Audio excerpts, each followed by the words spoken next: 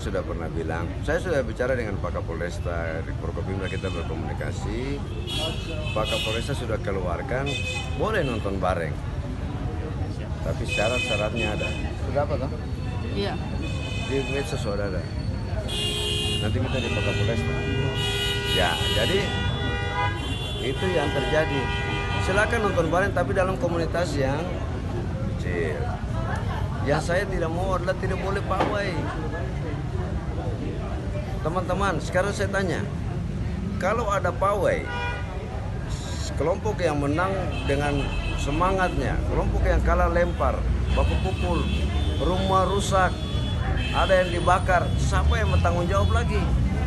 Kan pemerintah. Nah, sebelum itu terjadi saya bilang tidak ada pawai, saya tidak izinkan. Kalau pihak mana yang izinkan terjadi sesuatu, tanggung jawab bukan kita. Karena ujung-ujungnya nanti pemerintah yang pikul beban. Iya toh. Karena itu maksud saya kita tidak melarang sepanjang dari sisi aspek keamanan pasti kepolisian akan mengatur dan kami pasti mendukung.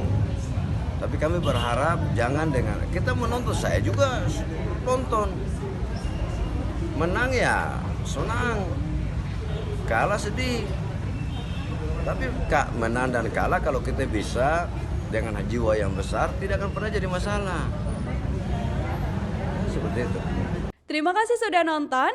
Jangan lupa like, subscribe, dan share ya.